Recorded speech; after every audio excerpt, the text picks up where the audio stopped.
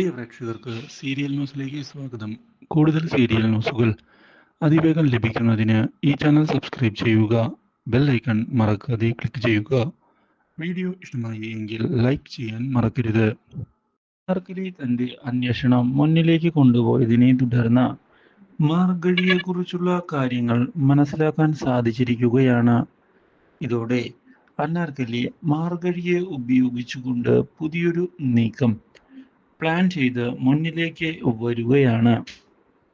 ഇതിനിടയിൽ വിഷു ആഘോഷങ്ങൾ വീട്ടിൽ അടിപൊളിയായി നടത്തുകയാണ് കണ്ണേട്ടൻ.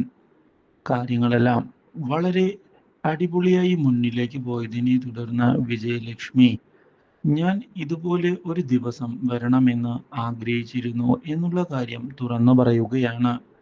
പക്ഷേ ഒരിക്കലും ഞാൻ വിചാരിച്ചതുപോലെ കാര്യങ്ങൾ നടന്നിരുന്നില്ല. അതാണ് സത്യം. ഇപ്പോൾ ഞാൻ വളരെയധികം സന്തോഷിക്കുന്നുണ്ട്. കാര്യങ്ങളെല്ലാം ഇങ്ങനെയൊക്കെ കലങ്ങി തിരിഞ്ഞ് കറക്റ്റായതിൽ ഞാൻ ഇപ്പോൾ നീ എന്നെ മനസ്സിലാക്കിയതിൽ സന്തോഷിക്കുന്നു. ഇതോടെ അമ്മയെ ഞാൻ ഒരുപാട് തെറ്റിദ്ധരിച്ചു പോയി. അമ്മയുടെ സ്നേഹം എനിക്ക് ലഭിക്കാത്തതിലുള്ള വിഷമമായിരുന്നു അതിന് കാരണം.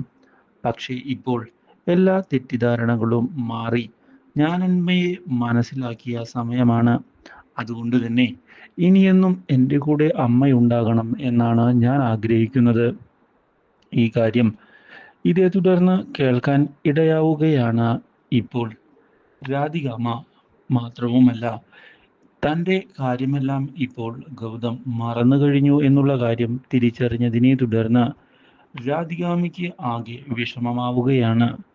മാത്രവുമല്ല ഇതോടെ സ്വത്തുക്കളെല്ലാം നഷ്ടമാകും എന്നുള്ള കാര്യം ഉറപ്പിക്കുന്ന രാധികാമ്മ ഇതിനൊരു തിരിച്ചടി കൊടുക്കണം എന്നുള്ള തീരുമാനം എടുത്തുകൊണ്ട് മുന്നിലേക്ക് കടന്നു വരികയാണ്. ഇതോടെ പുതിയൊരു വഴിത്തിരിവ് ഉണ്ടാവുകയാണ് വിജയലക്ഷ്മി അമ്മയുടെ ജീവിതത്തിൽ. Do like, share and subscribe.